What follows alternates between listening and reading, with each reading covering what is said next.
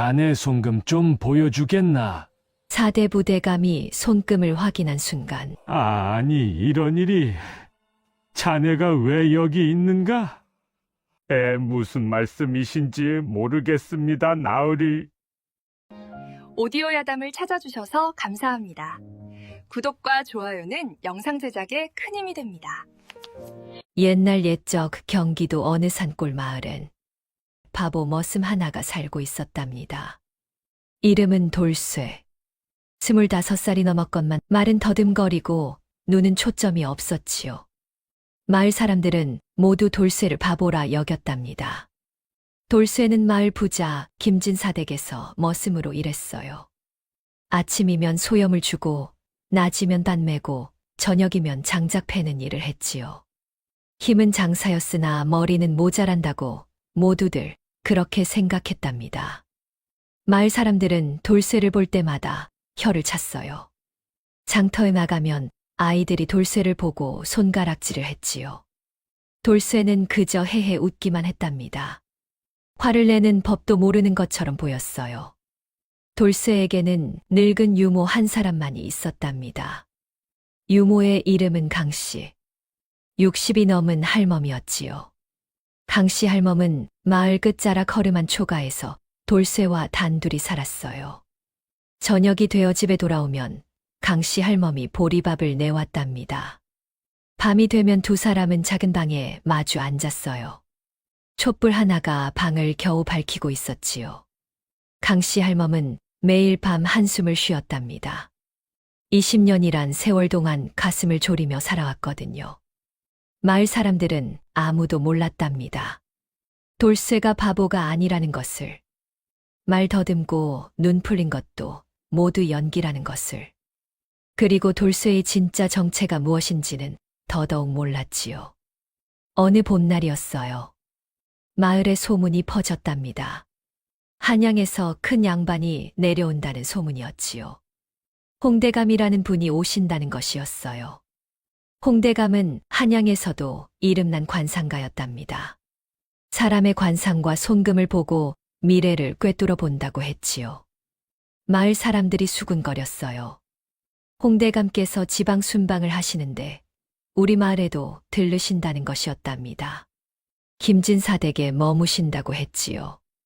이 소식을 들은 김진사는 크게 기뻐했어요. 한양의 유명한 양반이 자기 집에 머문다니 얼마나 영광스러운 일이겠습니까? 김진사 댁은 발칵 뒤집혔답니다. 하인들이 분주히 오가며 청소를 하고 음식을 준비했지요. 마름 최서방이 소리쳤어요. 돌쇠가 헐레벌떡 달려왔답니다. 최서방은 돌쇠에게 마당을 깨끗이 쓰라고 명령했지요. 돌쇠는 고개를 끄덕이고 빗자루를 들었어요. 다음 날 오후 홍대감의 행차가 마을에 도착했답니다. 가마가 멈추고 홍대감이 내렸지요. 60줄의 노인이었으나 눈빛만은 형형했어요.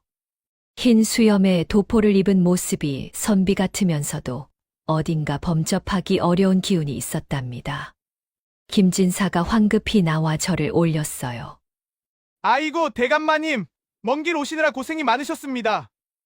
홍대감이 고개를 끄덕이며 대답했지요. 수고가 많았소. 하루 묵어가려 하니 폐를 끼치게 되었고요. 아이고 무슨 말씀을, 저희 집에 오신 것이 영광이옵니다. 김진사는 홍대감을 사랑채로 안내했어요. 최고급 음식상이 들어왔고 술도 나왔답니다. 홍대감은 천천히 식사를 하며 마을 이야기를 들었지요. 저녁 무렵이었어요. 홍대감이 산책을 하고 싶다고 했답니다. 김진사가 안내를 하겠다고 나섰지만 홍대감은 혼자 거닐고 싶다고 했지요. 홍대감은 천천히 마당을 거닐었어요. 그때였답니다. 마당 한 구석에서 장작을 패고 있는 사내가 보였지요. 헐벗은 옷에 먼지투성인 머슴이었어요. 홍대감은 무심코 그쪽을 바라보았답니다. 머슴은 돌쇠였어요. 돌쇠는 눈초점 없이 장작을 패고 있었지요. 도끼를 들어올릴 때마다 힘은 좋아 보였으나 표정은 멍했답니다. 홍대감이 돌쇠 쪽으로 걸어갔어요. 돌쇠는 홍대감을 보고 화들짝 놀라며 도끼를 내려놓았답니다. 그리고 허둥지둥 절을 올렸지요. 아, 아이고, 나리. 말을 더듬는 돌쇠를 보며 홍대감은 가만히 서 있었어요. 뭔가 이상한 느낌이 들었답니다. 홍대감은 평생 수천 명의 얼굴을 봐왔지요. 그런데 이머슴의 얼굴에서는 묘한 기운이 느껴졌어요. 이복의 자네 이름이 무엇인가? 홍대감이 물었답니다. 돌쇠가 바닥만 보며 대답했지요. 돌쇠라고 합죠. 나이는 25이죠. 홍대감이 돌쇠의 얼굴을 자세히 들여다보았어요. 눈은 풀려 있고 입은 반쯤 벌어져 있었답니다. 영락없는 바보의 모습이었지요. 하지만 홍대감의 눈에는 뭔가 다르게 보였어요. 홍대감이 갑자기 말했답니다. 손을 한번 보여주게. 돌쇠가 깜짝 놀라며 손을 뒤로 숨겼어요. 하지만 홍대감이 다시 말했지요. 괜찮네, 그냥 보기만 하겠네. 손을 내밀어 보게. 돌쇠가 망설이다가 떨리는 손을 내밀었답니다. 거칠고 굳은 살 박힌 손이었지요. 홍대감이 돌쇠의 손을 가만히 잡았어요. 그 순간이었답니다. 홍대감의 얼굴이 확 굳어졌어요. 눈이 휘둥그레졌지요. 홍대감은 돌쇠의 손금을 자세히 들여다보았답니다. 한참을 들여다보더니 손을 놓지 않고 계속 바라보았어요. 돌쇠는 영문을 몰라 어리둥절했답니다. 홍대감의 손이 떨리기 시작했지요. 얼굴에서 핏기가 싹 가셨어요. 입술이 파르르 떨렸답니다. 이럴 수가! 홍대감이 중얼거렸어요. 다시 한번 돌쇠의 손금을 들여다보았지요. 그리고 이번에는 돌쇠의 얼굴을 똑바로 바라보았답니다. 홍대감의 눈이 돌쇠의 눈과 마주쳤어요. 바로 그 순간 홍대감은 알아버렸답니다. 이 바보 같은 눈빛이 연기라는 것을. 저 눈 속 깊은 곳에는 날카로운 빛이 숨어 있다는 것을요. 홍대감은 뒤로 한 걸음 물러났어요. 그리고는 믿을 수 없다는 표정으로 돌쇠를 바라보았답니다. 입을 벌렸다 다물기를 여러 번 했지요. 자네는 홍대감이 떨리는 목소리로 물었어요. 하지만 돌쇠는 여전히 바보처럼 헤헤 웃기만 했답니다. 홍대감은 주변을 둘러보았지요. 다행히 아무도 없었어요. 홍대감이 낮은 목소리로 말했답니다. 자네 지금 당장 따라오게. 아무에게도 말하지 말고. 그리고는 황급히 사랑채로 향했지요. 돌쇠는 멍하니 서 있다가 뒤를 따라갔답니다. 사랑채에 도착한 홍대감은 문을 굳게 닫았어요. 그리고는 돌쇠를 앉히더니 한참을 말없이 바라보았지요. 촛불이 두 사람의 얼굴을 비추고 있었답니다. 드디어 홍대감이 입을 열었어요. 이 신면을 찾았네. 돌쇠가 여전히 바보 연기를 하고 있었어요. 하지만 홍대감은 단호하게 말했답니다. 이제 그만 연기를 그치게. 자네가 누구인지 내 알고 있네. 그 말에 돌쇠의 몸이 굳어졌어요. 한참을 그렇게 있다가 천천히 고개를 들었답니다. 그리고 홍대감을 똑바로 바라보았지요. 돌쇠의 눈빛이 변했어요. 초점 없던 눈에 날카로운 빛이 서렸답니다. 더듬거리던 말투도 사라졌지요. 낮고 침착한 목소리가 나왔어요. 대감께서는 누구십니까? 홍대감이 긴 한숨을 쉬었답니다. 그리고 떨리는 목소리로 말했지요. 나는 20년 전 그날 자네 아버지를 구하지 못한 죄인일세. 촛불이 흔들렸답니다. 돌쇠와 홍대감은 한참을 말없이 마주 보고 있었지요. 밖에서는 저녁 준비하는 소리가 들렸어요. 하지만 사랑채 안은 고요했답니다. 홍대감이 먼저 입을 열었어요. 목소리가 떨리고 있었지요. 자네가 정말 그분의 아들이란 말인가? 돌쇠는 대답하지 않았답니다. 다만 홍대감을 빤히 쳐다볼 뿐이었지요. 경계하는 눈빛이었어요. 20년을 바보 연기를 하며 살아온 사람의 눈빛이었답니다. 홍대감이 다시 말했어요. 돌쇠의 손금을 보고 깜짝 놀랐다고 했답니다. 그 손금은 왕후장상의 손금이라고 했지요. 하지만 손금보다도 돌쇠의 얼굴이 너무나도 닮았다고 했어요. 자네 아버지 좌의정 전공을 말일세. 그 이름을 듣는 순간 돌쇠의 몸이 굳어졌답니다. 좌의정 전공. 20년 전 영모로 몰려 삼족이 멸해진 그 이름이었지요. 홍대감이 천천히 이야기를 시작했어요. 목소리는 낮았지만 또렷했답니다. 20년 전 조정에는 두 파벌이 있었지요. 하나는 좌의정 전공을 따르는 청렴한 선비들이었어요.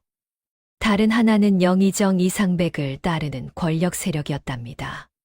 전공은 백성을 사랑하는 청렴한 재상이었어요. 부정부패를 용납하지 않았고 권력욕도 없었답니다. 하지만 그것이 화근이었지요. 영의정 이상백과 그 일당에게는 눈의 가시였어요. 이상백은 전공을 제거하기로 마음먹었답니다. 하지만 전공은 흠잡을 데가 없었지요. 그래서 이상백은 모함을 꾸몄어요. 전공이 영모를 꾀한다는 거짓 증거를 만들었답니다. 위조된 편지가 나왔어요. 매수된 증인들이 줄줄이 나타났답니다. 조작된 장부까지 있었지요. 이상백은 치밀하게 준비했어요. 그리고 어느 날 전공을 역적으로 고변했답니다. 조정이 발칵 뒤집혔어요. 임금께서도 놀라셨답니다. 증거가 너무 확실해 보였거든요. 전공은 부인했지만 소용없었어요. 신문을 받고 고문을 당했답니다. 하지만 끝까지 결백을 주장했지요. 홍대감은 그때 사헌부 관리였답니다. 전공의 사건을 조사하는 일을 맡았지요. 홍대감은 뭔가 이상하다는 것을 느꼈어요. 증거가 너무 완벽했답니다. 너무 완벽해서 오히려 의심스러웠지요. 홍대감은 몰래 조사를 시작했어요. 증인들을 다시 만나보고 편지를 자세히 살펴봤답니다. 그리고 진실을 알아냈지요. 모든 것이 조작이었던 거예요. 증인들은 돈을 받고 거짓말을 했답니다. 편지는 누군가 전공의 필체를 흉내낸 것이었지요. 장부도 위조된 것이었어요. 홍대감은 급히 상소를 올렸답니다. 전공이 무고하다고 외쳤지요. 다시 조사해야 한다고 임금께 간청했어요. 하지만 너무 늦었답니다. 이미 판결이 내려진 뒤였지요. 전공은 역적으로 판명되었어요. 삼족이 멸해졌답니다. 전공의 아내와 자식들, 친척들까지 모두 잡혀갔지요. 어떤 이는 처형되고 어떤 이는 노비가 되었어요. 그렇게 명문가가 하루아침에 무너졌답니다. 홍대감은 절규했지만 소용없었어요. 이상백의 세력이 너무 강했거든요. 홍대감 자신도 위험해졌답니다. 조정에서는 홍대감을 역적의 편을 든 자라고 욕했지요. 결국 홍대감은 관직에서 물러나야 했어요. 한양을 떠나 지방으로 내려갔답니다. 홍대감의 눈에서 눈물이 흘렀어요. 20년 동안 가슴에 품어온 죄책감이었답니다. 나는 자네 아버지를 구하지 못했네. 홍대감이 말했지요. 전공에게는 아들이 하나 있었다고 했어요. 당시 5살이었다고 했답니다. 사건이 터지던 날 전공의 유모가 그 아이를 데리고 도망쳤다고 했지요. 그 후로 아무도 그 아이를 찾지 못했다고 했어요. 자네가 그 아이였구나. 홍대감이 떨리는 목소리로 말했답니다. 돌쇠는 고개를 끄덕였지요. 그리고 낮고 침착한 목소리로 말했어요. 강씨 할멈이 저를 데리고 도망쳤습니다. 산을 넘고 강을 건너 이 마을까지 왔지요. 돌쇠가 말을 이었답니다. 할멈은 저를 바보로 키웠습니다. 바보라야 안전하다고 하셨어요. 매일 밤 제게 말씀하셨지요. 절대 정체를 드러내면 안 된다고. 바보인 척해야 산다고요. 홍대감은 고개를 숙였답니다. 가슴이 미어지는 것 같았어요. 명문가의 도련님이 바보 머슴으로 20년을 살아왔다니 말이지요. 그 세월이 얼마나 고통스러웠을까 생각하니 눈물이 났답니다. 밖에서는 까치가 울었어요. 저녁 노을이 창문으로 비쳐 들어왔지요. 두 사람은 한참을 말없이 앉아 있었답니다. 홍대감이 돌쇠에게 물었어요. 이대로 살 것이냐고, 평생 바보로 살 것이냐고 했답니다. 돌쇠는 대답하지 않았어요. 그저 창밖을 바라볼 뿐이었답니다. 별이 하나둘 떠오르고 있었지요. 홍대감이 다시 입을 열었답니다. 나는 자네 아버지께 진 빚이 있네. 이제라도 갚고 싶네. 돌쇠가 물었지요. 어찌 갚으시겠습니까? 자네를 사람으로 만들겠네. 바보가 아닌 자네 아버지의 아들답게 만들겠네. 홍대감의 목소리에는 결연함이 담겨 있었답니다. 한양으로 가세 내가 자네를 가르치겠네. 학문도, 무예도, 세상 돌아가는 이치도 모두 가르쳐 주겠네. 그래서 자네 아버지의 누명을 벗기는 것일세. 돌쇠는 한참을 생각했어요. 20년을 바보로 살았지요. 하지만 마음속으로는 늘 꿈꿨답니다. 아버지의 억울함을 풀어드리고 싶다고, 누명을 벗겨드리고 싶다고 말이지요. 하지만 혼자서는 할 수 없었어요. 힘도 없고 방법도 몰랐답니다. 드디어 돌쇠가 입을 열었어요. 할멈께 여쭤봐야 합니다. 홍대감이 고개를 끄덕였답니다. 그 할멈께도 인사를 드려야 한다고, 돌쇠를 20년이나 지켜온 은인이시니까 말이지요. 그날 밤 돌쇠는 집으로 돌아왔어요. 강씨 할멈은 돌쇠를 기다리고 있었답니다. 돌쇠가 말했지요. 할멈, 한양에서 온 대감이 저를 알아봤습니다. 강씨 할멈의 얼굴이 새하얗게 질렸답니다. 손이 떨렸지요. 20년을 숨어 살았는데 들통이 났으니 말이에요. 하지만 돌쇠가 할멈의 손을 잡았어요. 괜찮습니다, 할멈. 그분은 아버지를 아셨던 분입니다. 돌쇠가 말을 이었답니다. 할멈, 이제 그만 숨어 살고 싶습니다. 아버지의 누명을 벗기고 싶어요. 강씨 할멈의 눈에서 눈물이 흘렀답니다. 한참을 울더니 고개를 끄덕였지요. 그래야 한다고 도련님께서 바보로만 사실 수는 없다고 했어요. 다음 날 아침 홍대감이 강씨 할멈을 찾아왔답니다. 할멈 앞에 무릎을 꿇었지요. 할멈 고맙습니다. 도련님을 지켜주셔서. 강씨 할멈도 눈물을 흘렸답니다. 홍대감이 말했지요. 이제 자신이 도련님을 모시겠다고 한양으로 데려가 가르치겠다고 했어요. 목숨을 걸고 지키겠습니다. 홍대감이 엄숙하게 약속했답니다. 그렇게 돌쇠는 한양으로 떠나기로 했어요. 20년의 바보 연기가 끝나는 순간이었답니다. 새로운 삶이 시작되는 것이었지요. 한양으로 가는 길은 멀고도 험했답니다. 돌쇠는 홍대감의 가마 옆을 걸으며 산과 들을 지나갔지요. 마을을 떠날 때 강씨 할멈이 손을 흔들며 울었어요. 돌쇠도 뒤돌아보며 절을 올렸답니다. 사흘을 걸어 한양에 도착했어요. 돌쇠는 생전 처음 보는 큰 도성에 눈이 휘둥그레졌답니다. 하지만 겉으로는 내색하지 않았지요. 20년을 연기하며 살아온 버릇이었어요. 홍대감의 집은 북촌에 있었답니다. 기와집이 당당하게 서 있었지요. 대문을 들어서니 너른 마당이 나왔어요. 사랑채며 안채며 행랑채까지 제법 큰 집이었답니다. 홍대감이 하인들을 불렀어요. 그리고 돌쇠를 소개했지요. 이분은 내 조카일세.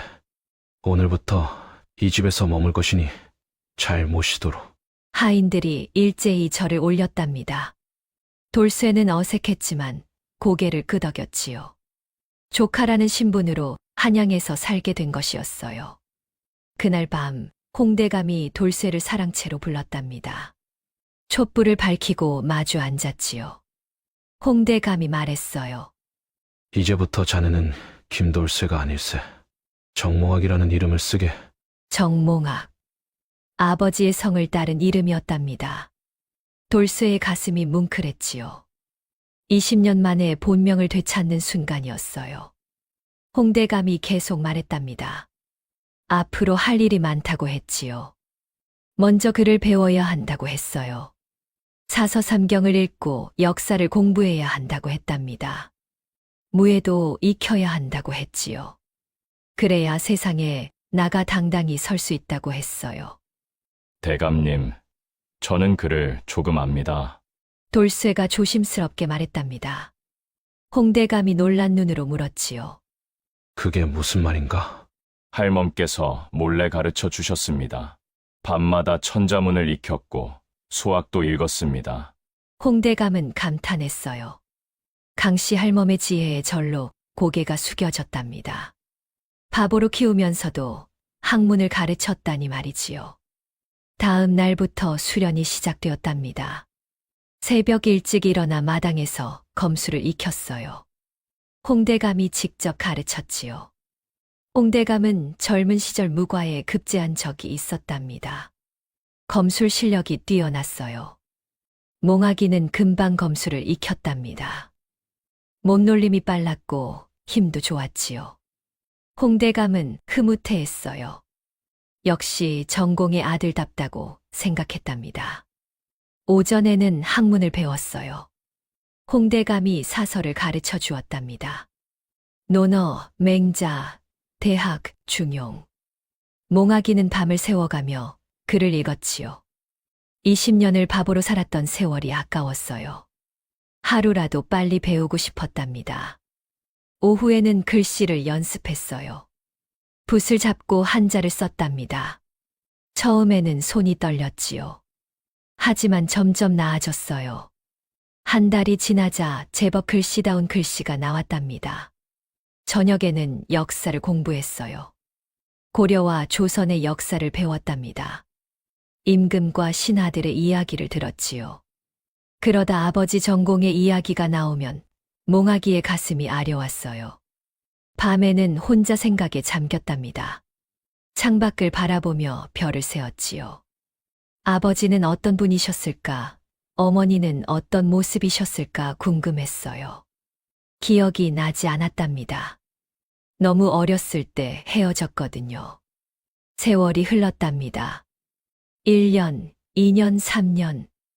몽아기는 놀라운 속도로 성장했어요. 학문도 무예도 일취월장했답니다. 홍대감은 감탄을 금치 못했지요. 어느 날 홍대감이 몽아기를 불렀어요. 사랑채에 앉아 차를 마시며 말했답니다. 몽아가 이제 과거를 준비해야 할 테일세. 과거. 양반의 자식이라면 누구나 꿈꾸는 시험이었지요. 급제하면 관직에 나갈 수 있었어요. 하지만 몽아기는 걱정이 되었답니다. 대감님, 제 신분이 들통나면 어찌 됩니까? 홍대감이 웃으며 말했지요. 걱정 말게 자네는 내 조카로 족보에 올려놓은 아무도 의심하지 않을 것일세. 홍대감은 이미 모든 것을 준비해 놓았답니다. 위조된 족보가 아니라 정식으로 양자를 드린 형식이었지요. 홍대감에게는 자식이 없었어요. 그래서 조카를 양자로 삼는 것은 자연스러운 일이었답니다. 몽아기는 과거 준비에 매진했어요. 경서를 외우고 시를 짓는 연습을 했답니다. 밤낮 없이 공부했지요. 홍대감도 옆에서 도와주었어요.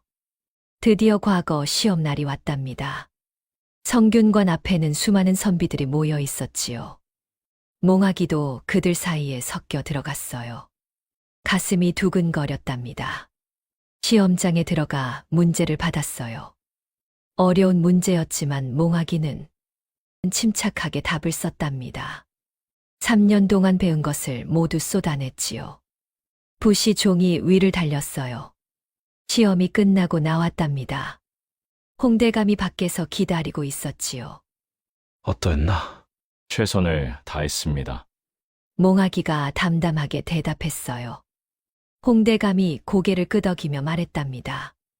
결과는 하늘에 맡기자고 최선을 다했으면 된다고 했지요. 보름 후 방이 붙었답니다.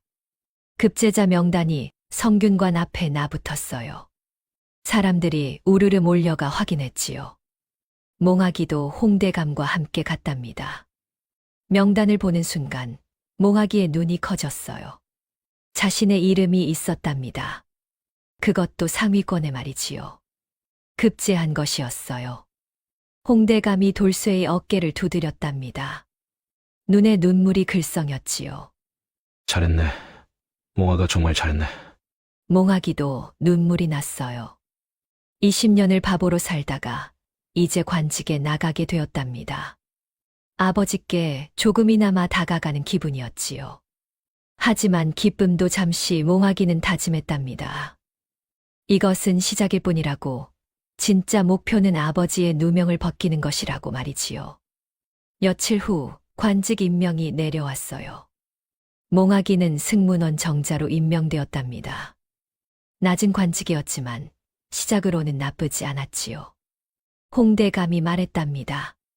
이제부터가 진짜라고 조정에서 실력을 인정받아야 한다고 했어요. 그래야 더 높은 곳으로 올라갈 수 있다고 했답니다. 대감님, 감사합니다. 저를 여기까지 이끌어 주셔서. 몽아기가 깊이 절을 올렸어요. 홍대감이 몽아기를 일으키며 말했답니다. 아직 멀었네. 이제 겨우 첫걸음일 뿐이야. 앞으로 갈 길이 멀다네. 몽아기는 고개를 끄덕였답니다. 그날 밤 몽아기는 혼자 하늘을 올려다보았어요. 별이 총총했지요. 아버지, 제가 이제 벼슬아치가 되었습니다. 반드시 아버지의 누명을 벗겨드리겠습니다. 돌쇠가 하늘을 향해 속삭였답니다. 바람이 불어왔어요. 따뜻한 바람이었답니다. 세월은 물 흐르듯 흘렀답니다. 돌쇠, 아니 정몽학은 조정에서 착실하게 자리를 잡아갔지요. 승문원에서 일을 시작한 지 3년이 지났어요. 정몽학은 성실했답니다. 맡은 일은 완벽하게 해냈지요. 문서 하나하나를 꼼꼼히 살폈고 외교 문서도 빈틈없이 작성했어요. 상관들이 정몽학을 칭찬했답니다. 저렇게 성실한 젊은이가 드물다고 했지요. 하지만 정몽학은 늘 조심했어요. 눈에 띄지 않으려 했답니다. 20년을 바보로 살며 익힌 습관이었지요. 너무 뛰어나 보이면 의심받을까 걱정했어요. 적당히 잘하되 튀지 않게 그렇게 처신했답니다. 어느 날이었어요. 임금께서 승문원에 하교를 내리셨답니다. 명나라에 보낼 외교 문서를 작성하라는 것이었지요. 중요한 문서였어요. 승문원 관리들이 모두 머리를 맞댔답니다. 하지만 문서 작성이 쉽지 않았어요. 명나라 황제께 올리는 글이라 격식이 까다로웠거든요. 한 글자라도 잘못 쓰면 외교 문제가 될 수 있었답니다. 관리들이 며칠을 고민했지만 답이 나오지 않았지요. 정몽학이 조심스럽게 의견을 냈어요. 이렇게 쓰면 어떻겠냐고 했답니다. 상관들이 정몽학의 문안을 보고 눈이 휘둥그레졌지요. 완벽했어요. 격식도 맞고 내용도 훌륭했답니다. 정정자, 자네가 이런 실력이 있었나? 상관이 놀라며 물었어요. 정몽학은 겸손하게 대답했답니다. 홍대감께 배운 것이 있어 조금 아는 척했을 뿐이라고 했지요. 그 문서가 임금께 올라갔어요. 임금께서 크게 만족하셨답니다. 누가 작성했느냐고 물으셨지요. 정몽학의 이름이 임금 귀에 들어간 순간이었어요. 며칠 후 정몽학에게 특명이 떨어졌답니다. 사헌부로 자리를 옮기라는 것이었지요. 승진이었어요.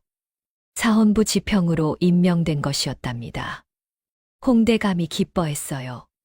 사헌부는 좋은 자리라고 했답니다. 관리들을 감찰하는 곳이니 경험을 쌓기에 안성맞춤이라고 했지요. 정몽학은 사헌부에서 열심히 일했어요. 부정부패를 저지른 관리들을 조사했답니다. 증거를 모으고 신문을 했지요. 공정하고 철저했어요. 뇌물을 주려는 사람들도 있었지만 정몽학은 거절했답니다. 2년이 더 지났어요. 정몽학의 명성이 조정에 퍼졌답니다. 청렴하고 공정한 관리라는 소문이었지요. 상관들도 정몽학을 믿었어요.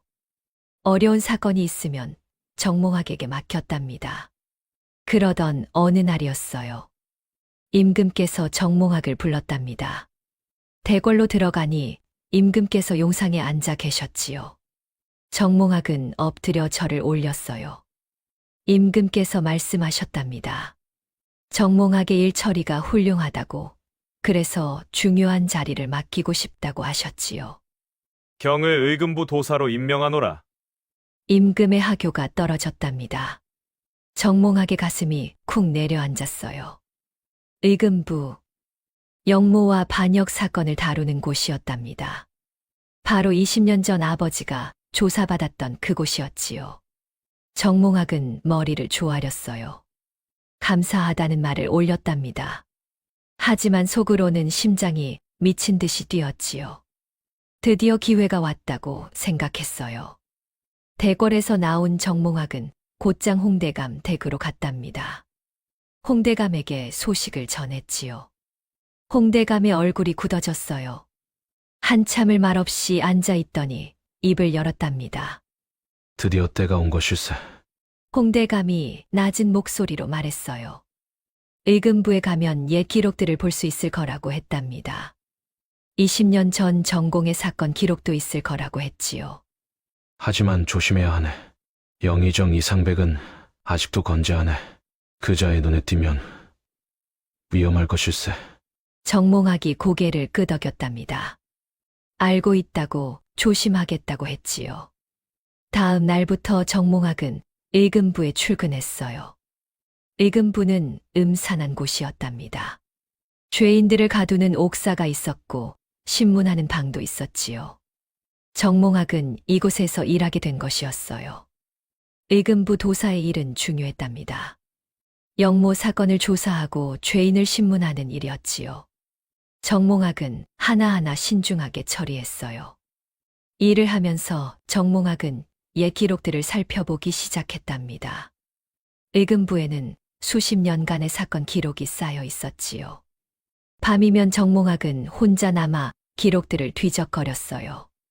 그러던 어느 날 밤이었답니다. 정몽학이 20년 전 기록을 찾아냈어요. 손이 떨렸답니다. 먼지가 수북이 쌓인 문서를 꺼냈지요. 전공 영모 사건, 표지에 그렇게 적혀 있었어요. 정몽학은 촛불을 당겨 문서를 펼쳤답니다. 아버지에 대한 기록이었지요.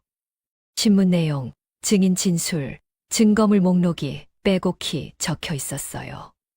정몽학은 밤새 기록을 읽었답니다. 읽으면 읽을수록 화가 치밀어 올랐지요. 증거들이 너무나 조잡했어요. 편지 필체도 아버지 것이 아니었고 증인들의 진술도 앞뒤가 맞지 않았답니다. 하지만 당시 조사관들은 이것을 증거로 인정했어요. 아니, 인정한 척했지요. 누군가 압력을 넣었을 것이 분명했답니다. 정몽학은 기록을 베껴 적었어요. 증인 이름, 증거 내용, 조사관 이름까지 모두 적었답니다. 그리고 조심스럽게 원본을 제자리에 돌려놓았지요. 집으로 돌아온 정몽학은 홍대감을 찾아갔어요. 베껴온 기록을 보여주었답니다.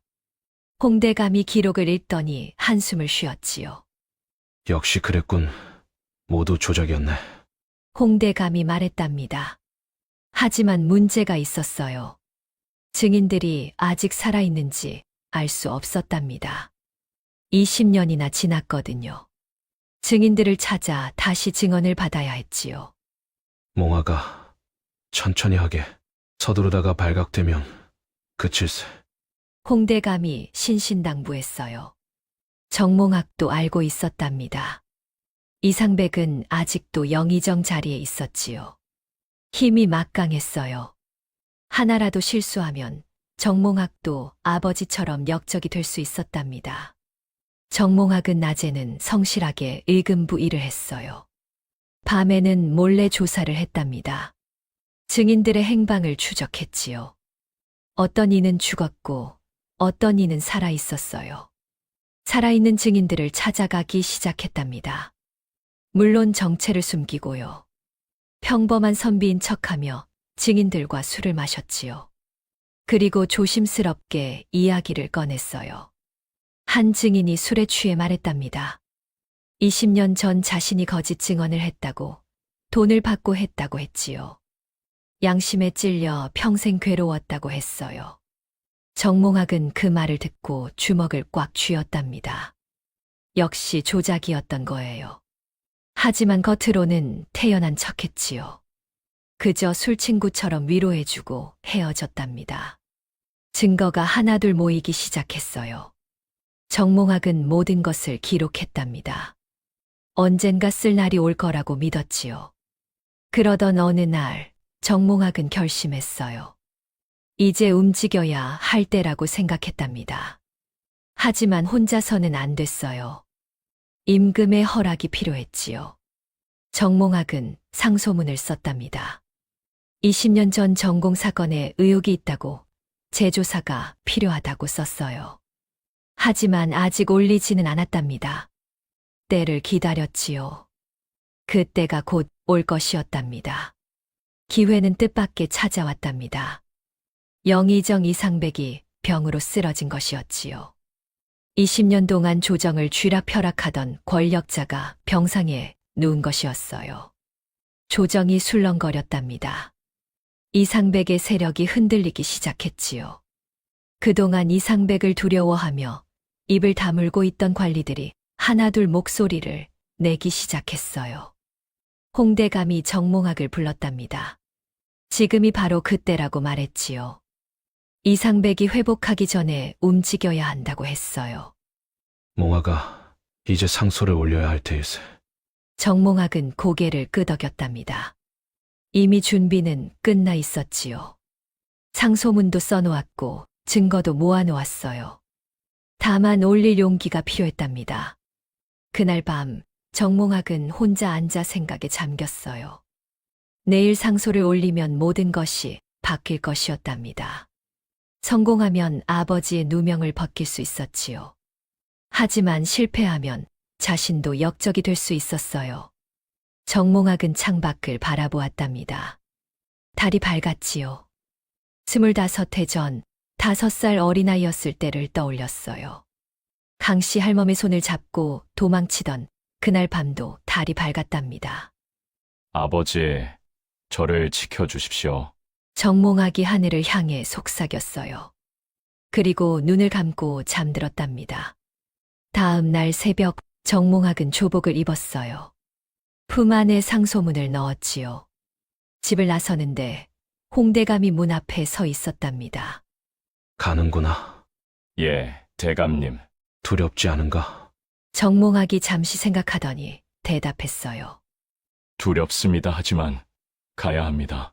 홍대감이 정몽학의 어깨를 두드렸답니다. 말없이 고개를 끄덕였지요. 정몽학은 절을 올리고 대궐로 향했어요. 조정에 들어서니 관리들이 모여 있었답니다. 평소와 다름없는 아침이었지요. 하지만 정몽학에게는 특별한 날이었어요. 입궐 시간이 되어 임금께서 나오셨답니다. 관리들이 일제히 절을 올렸지요. 조회가 시작되었어요. 여러 안건들이 논의되었답니다. 세금 문제, 흉년 대책, 외교 문제 등등. 정몽학은 차례를 기다렸어요. 가슴이 두근거렸지만 표정은 담담했답니다. 드디어 기회가 왔어요. 임금께서 물으셨답니다. 더 앓을 일이 있는 자가 있느냐고 하셨지요. 정몽학이 앞으로 나섰답니다. 바닥에 엎드려 절을 올렸어요. 관리들이 정몽학을 바라보았지요. 의금부 도사가 무슨 일로 나서는가 싶었답니다. 주상 전하, 신의금부 도사 정몽학, 아랠 말씀이 있사옵니다. 임금께서 허락하셨어요. 정몽학이 품에서 상소문을 꺼냈답니다. 손이 떨렸지만 목소리는 또렷했지요. 정몽학이 상소문을 읽기 시작했어요. 20년 전 전공 영모 사건에 의혹이 있다고 했답니다. 증거들이 조작되었을 가능성이 크다고 했지요. 재조사가 필요하다고 간청했어요. 조정이 발칵 뒤집혔답니다. 관리들이 웅성거렸지요. 누군가 큰 소리로 외쳤어요. 이게 무슨 말이냐? 이미 끝난 사건을 다시 들추다니. 조심하게! 역적을 두둔하는 것이냐? 관리들이 정몽학을 질타했답니다. 하지만 정몽학은 꿋꿋했어요. 계속 상소문을 읽었지요. 정몽학이 증거들을 하나하나 제시했답니다. 편집 일체가 다르다는 것, 증인들의 진술이 앞뒤가 맞지 않는다는 것, 그리고 생존한 증인이 거짓 증언을 했다고 고백한 것까지 말했어요. 임금의 얼굴이 굳어졌답니다. 심각한 표정으로 정몽학을 바라보셨지요. 한참을 생각하시더니 입을 여셨어요. 경의 말이 사실이라면 큰일이로다. 하지만 경솔히 판단할 수 없는 일이니 그때였답니다. 한 노신이 앞으로 나섰어요. 영의정 이상백의 신복인 우의정 한명세였지요. 전하, 이는 터무니없는 모함이옵니다. 전공의 영모는 이미 밝혀진 사실이옵니다. 한명세가 소리쳤어요. 이상백이 병석에 누워있으니 자신이 나서야 한다고 생각한 것이었답니다. 의금부 도사 정몽학, 그대는 지금 조정을 농락하고 있는 것이오. 정몽학이 고개를 들어 한명세를 바라보았어요. 눈빛이 날카로웠답니다. 우의정 대감, 신은 진실을 말씀드릴 뿐이옵니다. 증인이 있사옵니다. 증인, 무슨 증인 말이냐? 그때 정몽학이 손을 들었답니다. 전각 밖에서 한 노인이 끌려 들어왔지요. 20년 전 거짓 증언을 했던 사람이었어요.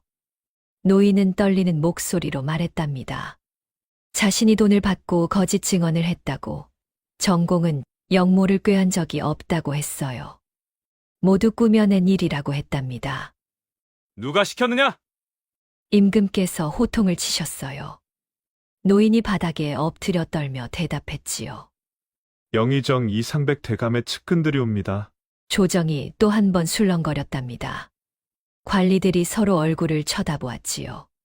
한명세의 얼굴이 하얗게 질렸어요. 임금께서 명하셨답니다. 즉시 조사에 들어가라고, 진실을 밝혀내라고 하셨지요. 의금부가 나서야 한다고 하셨어요. 정몽학이 절을 올렸답니다. 명을 받들겠다고 했지요. 조회가 끝나고 관리들이 흩어졌어요. 어떤 이는 정몽학을 칭찬했고, 어떤 이는 수군거렸답니다. 며칠 후 본격적인 조사가 시작되었어요. 정몽학이 직접 맡았답니다. 20년 전 사건에 관련된 사람들을 불러들였지요. 증인들을 다시 신문했어요. 어떤 이는 거짓을 인정했고, 어떤 이는 끝까지 부인했답니다. 하지만 증거가 하나둘 드러났지요. 편지를 감정한 결과가 나왔어요. 필적이 전공의 것이 아니라고 했답니다. 누군가 흉내낸 것이라고 했지요. 장부도 마찬가지였어요. 조작된 흔적이 역력했답니다. 보름 후 조사 결과가 나왔어요. 전공의 영모는 조작되었다는 것이었답니다. 영의정 이상백과 그 일당이 전공을 제거하기 위해 꾸민 일이라는 것이 밝혀졌지요. 임금께서 크게 노하셨답니다. 충신을 역적으로 몰아 죽인 것이니 용서할 수 없다고 하셨어요. 이상백을 잡아들이라고 명하셨답니다. 하지만 이상백은 이미 병으로 죽은 뒤였어요. 한 달 전에 세상을 떠났답니다. 임금께서 분해하셨지요. 죽은 자를 처벌할 수는 없었어요. 대신 이상백의 벼슬을 빼앗고 재산을 몰수하라고 명하셨답니다. 그리고 이상백의 신복들도 처벌하라고 하셨지요. 우의정 한명세는 유배형에 처해졌어요. 그리고 임금께서 말씀하셨답니다. 전공의 누명을 벗겨주노라. 충신이었음을 인정하노라. 전공의 벼슬과 명예가 회복되었어요. 죽은 지 20년 만이었답니다. 임금께서는 전공의 묘에 제사를 지내라고 명하셨지요. 정몽학은 대궐 밖으로 나왔어요. 햇살이 눈부셨답니다. 가슴이 벅찼지요. 드디어 해냈어요. 아버지의 누명을 벗긴 것이었답니다. 정몽학은 하늘을 올려다보았어요. 눈물이 흘렀답니다. 아버지 이제 편히 쉬십시오. 정몽학이 속삭였답니다. 바람이 불어왔어요. 따뜻한 봄바람이었지요. 그날 저녁 정몽학은 홍대감 댁을 찾아갔어요. 홍대감이 문 앞에 서서 기다리고 있었답니다. 두 사람은 말없이 마주보며 고개를 끄덕였지요. 잘했네, 몽아가. 정말 잘했네. 홍대감의 눈에도 눈물이 맺혔답니다. 20년을 기다린 순간이었지요. 봄이 깊어가고 있었답니다. 정몽학은 아버지의 묘를 찾아갔어요. 한양에서 사흘을 걸어 고향 땅에 도착했지요. 아버지가 묻힌 곳은 산 중턱이었답니다. 묘 앞에 섰어요. 풀이 무성하게 자라 있었답니다. 정몽학은 무릎을 꿇고 절을 올렸지요. 25년 만에 아버지 묘 앞에 선 것이었어요. 아버지, 불효자 몽학이 왔습니다. 정몽학의 목소리가 떨렸답니다. 눈물이 주르르 흘러내렸지요. 늦었습니다. 너무 늦었습니다. 하지만 아버지의 누명을 벗겨드렸습니다. 정몽학이 말했어요. 조정에서 아버지가 충신이었다고 인정했다고 했답니다. 임금께서도 억울하게 돌아가셨다고 하셨다고 했지요. 이제 편히 쉬십시오. 아버지, 정몽학은 한참을 묘 앞에 앉아 있었답니다. 바람이 불어와 나무잎을 흔들었어요. 마치 아버지가 대답하시는 것 같았답니다. 해가 기울 무렵 정몽학은 일어났어요.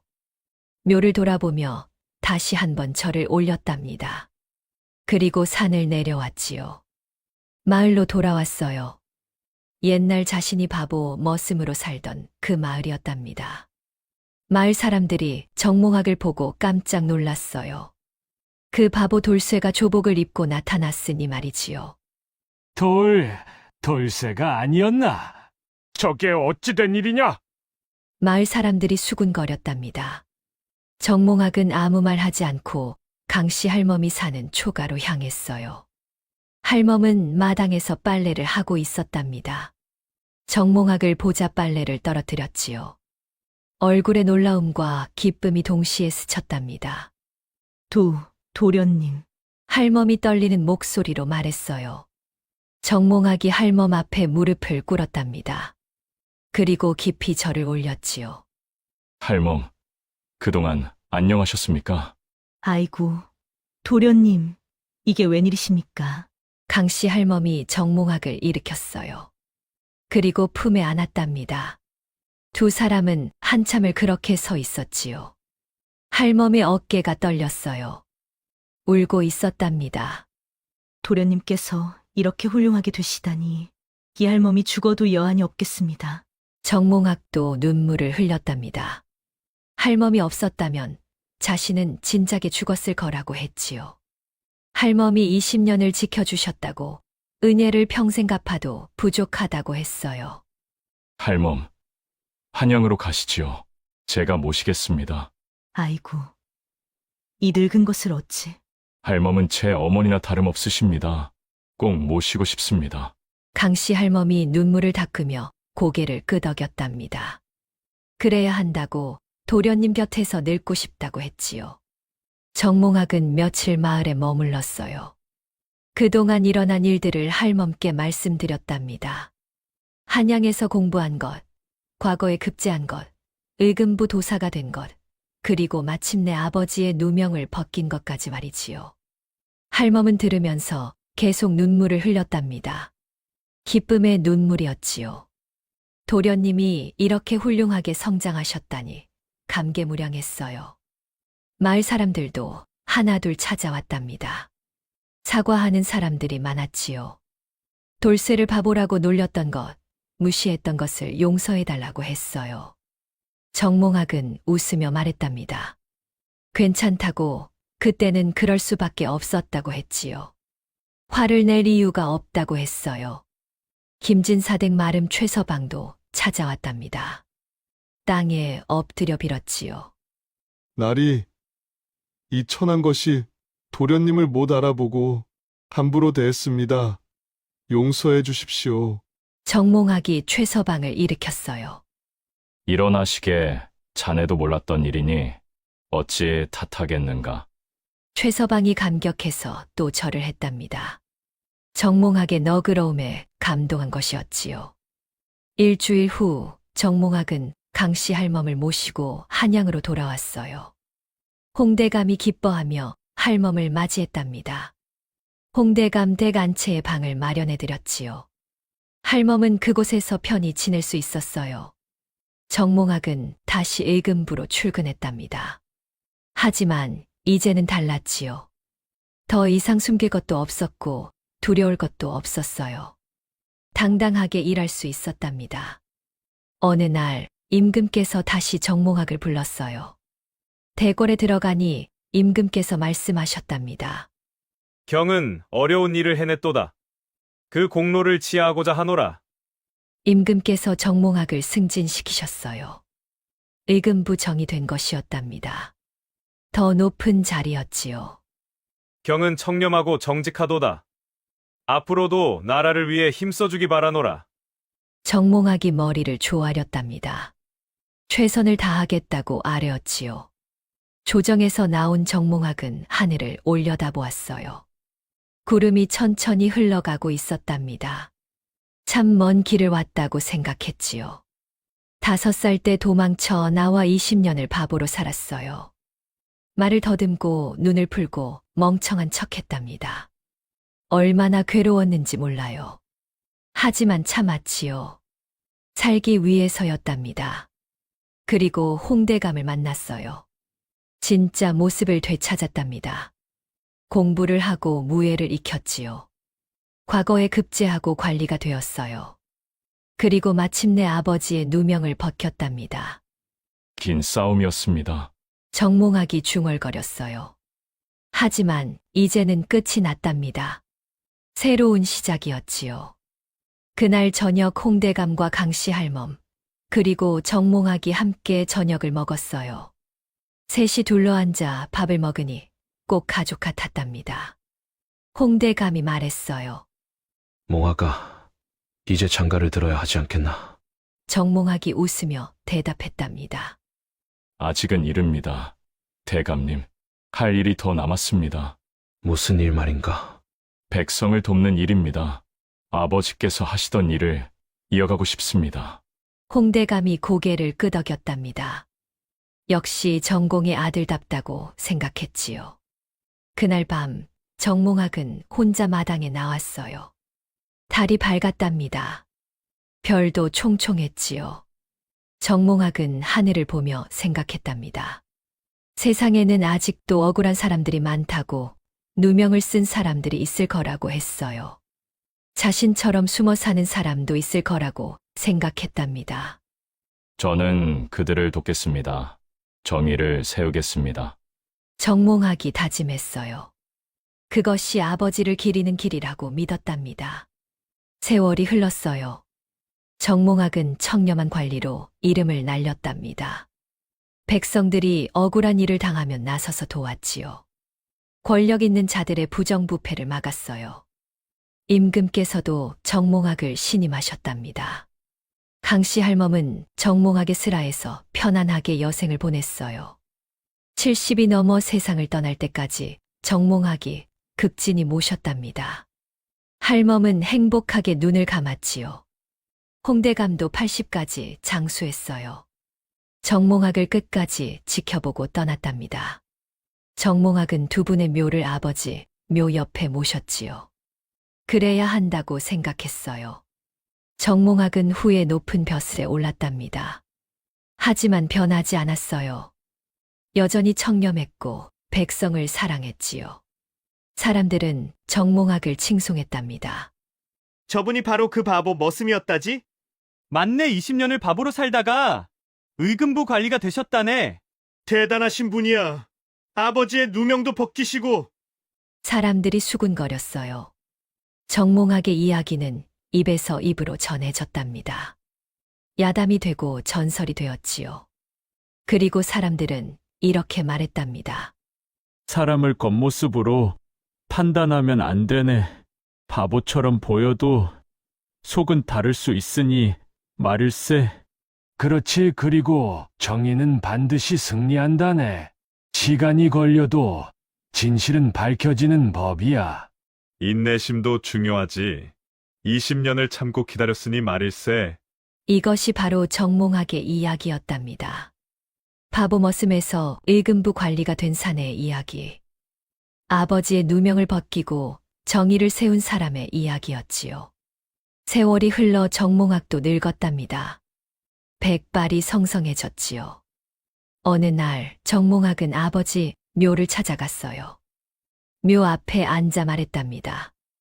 아버지, 저는 아버지의 뜻을 이어 살았습니다. 백성을 사랑하고 정의를 세우려 노력했지요. 부족했지만 최선을 다했습니다. 바람이 불어왔어요. 따뜻한 바람이었답니다. 정몽학은 미소를 지었지요. 이제 편히 쉬고 싶습니다. 곧 아버지 곁으로 가겠습니다. 정몽학이 속삭였답니다. 하늘에서 햇살이 내려왔어요. 따사로운 봄날이었답니다. 그리고 얼마 후 정몽학은 평안히 세상을 떠났답니다. 많은 사람들이 슬퍼했지요. 청렴한 관리, 백성을 사랑한 사람이 떠난 것이었어요. 사람들은 정몽학을 기억했답니다. 그리고 그의 이야기를 후세에 전했지요. 바보처럼 보였지만 가장 현명했던 사람. 약해 보였지만 가장 강했던 사람. 숨어 살았지만 가장 당당했던 사람. 그것이 바로 정몽학이었답니다.